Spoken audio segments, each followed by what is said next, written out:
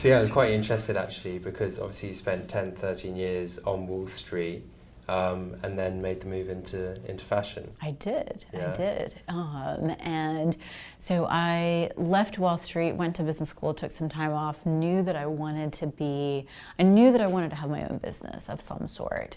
That it was going to be in fashion was unexpected. Mm-hmm. I mean, I would say that, I always had a very serious job. Not that fashion isn't serious, but I loved fashion, but I didn't really picture myself in that industry. And I was looking for a well-made piece, and I, just kind of searching around. I was looking for a black skirt like what I'm wearing today, and the cheapest thing I could find was $2,000, of some of the designer brands, which is outrageous. Wow. Yes. Yep. I'm like, this is a really simple piece. Why is it not out there? And one of the things about business school is it shows you how gaps in the market, and these are opportunities. And so I saw this opportunity, started researching it, and I sort of had a view, because coming from foreign exchange, you really see the world at the 50,000 foot view, and so you really see macro trends. That's your job. Mm-hmm. And I sort of had this view, looking around at everything's trendy, the quality's poor, and I really had a view that there was a space for my kind of business and what I'm doing at Senza Tempo. Yeah. So tell me a little bit about Senza Tempo. I mean, you founded this how long ago? About 2.5 years ago. So yeah. It was kind of probably about 2.5 years in the making. Okay. Again, since I didn't come from the industry, I spent a lot of time, and it actually took me a long time to find the manufacturer to do it, because I had a very specific streamlined view, and what I later learned was that fashion is not very streamlined. Mm-hmm. And so, so I realized in that, but I was lucky, because I found an atelier out in Los Angeles that had the structure that I was looking for and could do the quality that I was looking for. So it's a classically inspired line, all very timeless kind of wardrobe staples, but in the more, the style is a bit more refined. I always say, like, if Jackie O or Audrey Hepburn would have worn it, mm-hmm. that's my style. That's what, and it's the thing that everybody recognizes when they see the brand. Yeah. Like, oh, Jackie would wear this. Okay. So that's the aesthetic, and that was one of the things that I found that was harder to find, because we're in such a trend-driven world. So it's all natural fabrics. One of the speakers today used the term plant-based fabrics, and it's like, oh, that's a good way to think about it. Because we think about the positives that come from a plant-based diet. So all natural fabrics, including silk linings, which is something that you really only get in women's wear in very high-end ready-to-wear. And so. But yeah, and everything's made from sampling to production on the same factory floor out in Los Angeles. Wow, fantastic. Yes. Okay, I mean, we were just talking with someone about nearshoring. Were you actually doing it? Yes. Oh, yes. I grew up in North Carolina, and where we had a lot of textile mills, and we didn't do luxury in North Carolina, but we did socks and T-shirts and things like that. And I really watched the state in some ways become decimated and have to restart itself when all of those jobs went away. And it wasn't just apparel, it was furniture. I mean, it's sort of a poster child of offshoring. You can bring the factory back, but you can't bring the 100 years of skilled labor and all of that. No. That history. Exactly. And I know that's part of the problem, is that a lot of those people have aged out of the market. And so trying to find the people that, that can do that work. So a lot of that work is becoming much more technology, technology. So if it's simple garments are much more technology focused. So if it's, cotton, if you're sewing cotton towels or cotton T-shirts, I'm working with blind hems done by hand and things like that. So it's much more on the upper end of the spectrum. I had a conversation with my manufacturer today, asking her about automated, and I was like, I know you can't use it for my stuff, but are there other people? But yeah, so you are seeing that return and of technology to solve some of the labor market issues and things like that. Yeah, absolutely. I'm interested actually as well by your history in or on Wall Street. Yes. Because that's what you were doing before this, and this is where your sort of focus, you were saying earlier on the sort of fourth decimal place. Yes. So, so I spent my career initially on the investment side, working where we were trading currency as an asset class, and then I spent most of my career on the trading desk. And one of the things, especially the trading desk, is a very entrepreneurial world. So I would say that there's oddly a lot of lessons that I've learned from that world, even though it's very, very different, that can be applied. And then also the efficiencies that it was a very highly regulated world where, like I said, we're trading out to the fourth decimal point. Every basis point counts. You want to maximize every opportunity. Everything is a chance to make money, basically. Mm-hmm. Yeah. And so that was one of the things that I noticed when researching how things were done in the fashion industry, the level of waste. And again, that was when I sort of saw that, okay, I can figure out a different way to do, set my business model up in a different way, do things a little bit differently. That's when I sort of realized, again, it's not just about making a pretty garment, because I don't think if this broader trend of sustainability, I don't think was needed, probably wouldn't have launched the business, because I do think there's enough out there. Yeah. That's too much. Problem. Yes, exactly. And so I was like, okay, if you can try to do something different, try to be kind of small, so you wouldn't say that you're a leader, but kind of, I think a lot of these things start with the smaller businesses. It's easier for a smaller business to turn or to to start anew than some of the larger public companies. People talk a lot about pivoting now, and it's much easier for a small organisation, exactly. less larger cogs to move. Exactly, and and you're not dealing with having the short-term profitability issues that they have to deliver to shareholders every 4 quarters. So when I was doing my talk today and putting the talk together, that was one of the things I did try to keep in mind, because I knew I was speaking to an audience of public companies and smaller companies, and I think I understand they're facing different issues than what I'm facing. Yeah. And so, but I think you can do a little bit, every little bit counts, and just kind of trying to think about it holistically. Senza Tempo, talk to me about what you guys are doing to go against the grain with your business model, or conscious consumerism. Yep, I don't work on a seasonal basis. I don't clothing. You won't find sales every 6 weeks, even every 3 months. You might see a sale once a year, if I'm clearing out, like if I have just like a handful of styles left or sizes in certain styles. And so people know that, and it's not working on trends, creating more seasonless pieces. So the number one thing I think about in design is, how many ways can you wear something? Can I wear it with jeans? Can I wear it to work? Because I think about this, women like me, whether I was working on Wall Street or now, I'm living out of a suitcase, maybe, 30 to 50% of the year. And so versatility is key. If I have to go from New York to LA in January, that's really difficult to dress for. Yeah. It's, you're really going to extremes where it can be below 0 to pretty temperate and pretty comfortable.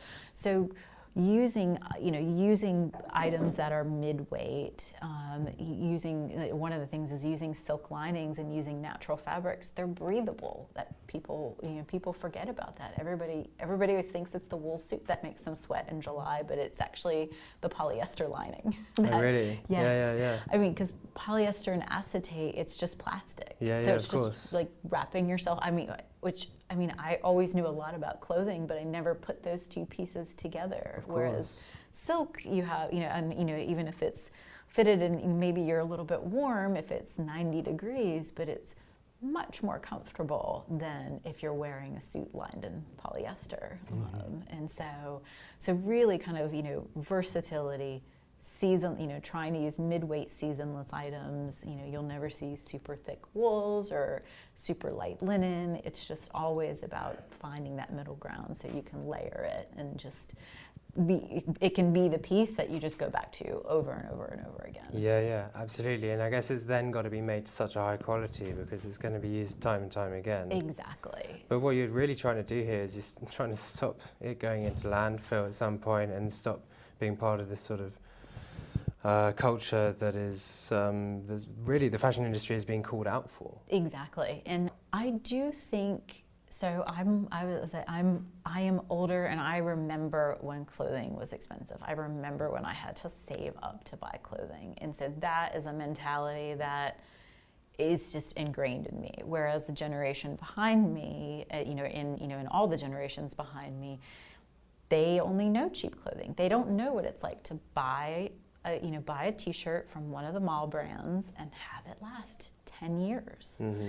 And they did not experience that kind of. They also didn't know what it's like to have to save up your allowance. Yeah. Because that t-shirt was probably the equivalent of a $50 t-shirt today, whereas now they can just go and get a $10 t-shirt. If you raise prices, and I know that's not the solution across the board, but higher prices, but having better quality in that, within that. I think there's interesting things because I think we've got to have a recalibration of our values. And it's a little bit of a chicken and the egg. It's like, did our values change because the industry changed, or did the industry change because our values were changing? And we just had to kind of, I think they feed each other, this disposable culture. And so I think that it just is going to take time. But, I think if you tax people, if you have a special tax on, there tends to be a luxury tax in a lot of states here in the US. So if you buy things that are over 1,000, they're taxed at a higher rate than if they're, or under 100 or something like that. Clothing typically isn't taxed because it's considered regressive, but the volume that we're doing, maybe you do, if you're, it's sort of like, look at what happened with cigarette taxes in the US. I mean, that cigarette taxes curbed, so much of the use here in the US. I'm sorry, I don't remember the laws in the UK about cigarette taxes. No, it's very similar. Okay, I thought so. Yeah. But it's been effective. It's an effective means to shape behavior if you can't get the private sector to do it on their own. Yeah, absolutely. For you, what has been the most exciting change over the last few years? I think just the fact that this whole topic of sustainability is starting to make it into the mainstream. I'm not sure if it's totally mainstream because I still think we still see a little bit too much, and there's still, I don't know if all the reporters aren't necessarily questioning some of these greenwashing PR tactics and things like that, but I think that it's getting into the mainstream, and that's exciting to me. Especially to have followed, to sort of have started a business, and then followed this. And I mean, I'm emailing and interacting with reporters every day, saying, "Have you thought about this? Do you think about this? Look at this data," and things like that. And so I think that you are starting to see that, and then you're starting to see here in the States, and I know it's the same in the I think the EU is actually a lot further ahead on human rights issues and things like that than the US tends to be.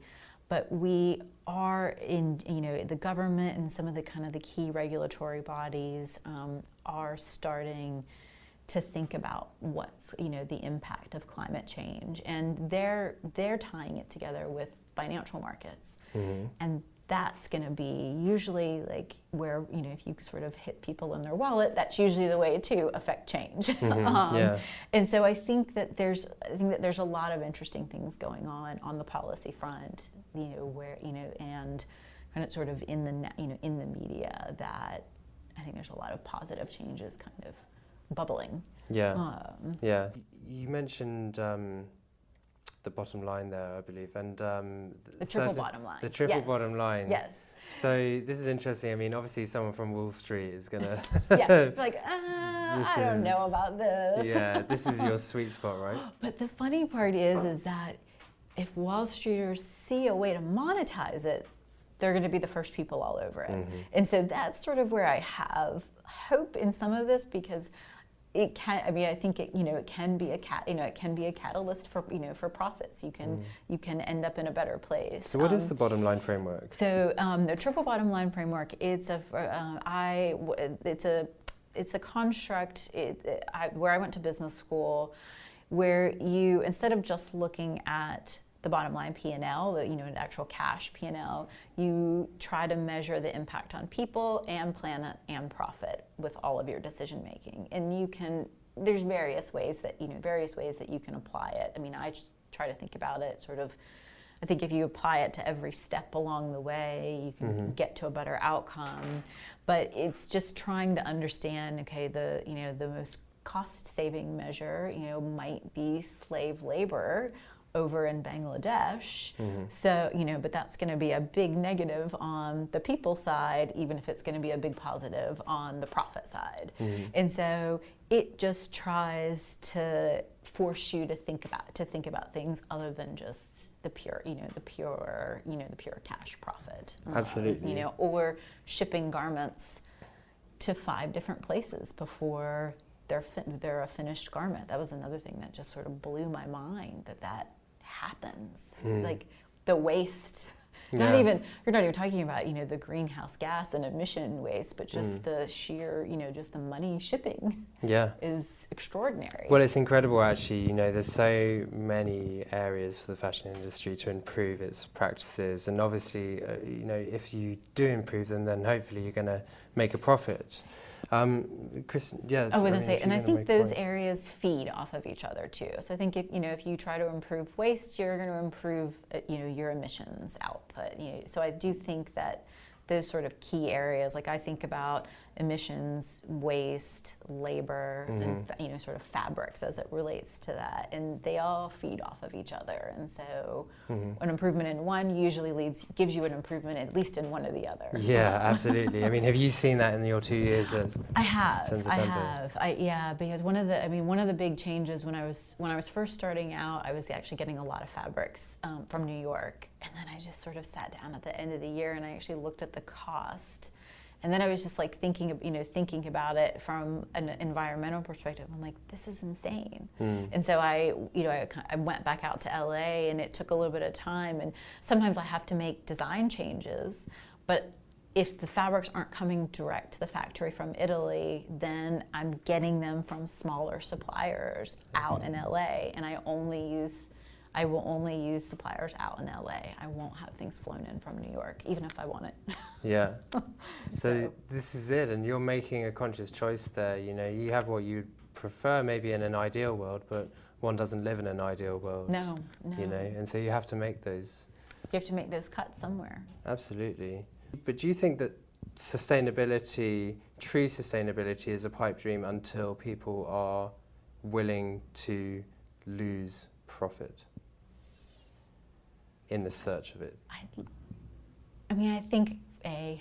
think sort of true sustainability is one of those. How do you define it? Which is a podcast for another day. Yeah. I don't think you have to lose profit. I think you have to be mindful of how you're building your business. So, if you looked at the numbers, all of the growth sort of largely in the industry in the last 20 years has really come from volume and not necessarily margin expansion. You can grow a business. Businesses can grow, revenues can grow in 2 ways. And I think that we've just gotten used to volume. It's easier to push as many things out and then get rid of them. And so I don't think, I would like to believe it's not a pipe dream. I think that people do have to make hard choices, though. I think that you have to rethink your business. You have to rethink your business model. The industry in general needs to rethink its business model to get to a more sustainable future. Are some places going to have to be forced and probably take pretty big hits? Yes. Absolutely. I'm a realist. Yeah, absolutely. It's interesting, Kristen, because you've obviously got this Wall Street mind about business and, decimal places and all the money that's involved. Yes. which is very impressive, but you're also very conscious as well. Do you find yourself convoluted sometimes or contradicted in your sort of thinking here? You've got that sort of Wall Street and I want to be green as well. It kind of... But they shouldn't be two opposing forces. They really should, it's like I'm older, and 20 to 25 years ago, sustainability wasn't even in our vernacular because it was just how business was done. Of course you made something that lasted for years, and businesses thrived for years and years and years. So there's no reason that somebody can't have a profitable business that now is considered green. It was just the way of doing business back then. I always say that our grandmothers are the original sustainable shoppers, and they reused Ziploc bags and and tin foil and things like that. Now that would be all considered eco-conscious, but that was just how they did. So you need to have a reversion to the way the model was in some ways. But yeah, I do. I believe in it. It's a problem to solve. It's it makes it interesting. Yeah, I bet. But you're absolutely right. And a reversion is an interesting word. It's going back and realizing that actually we've lost some knowledge about how to live our lives.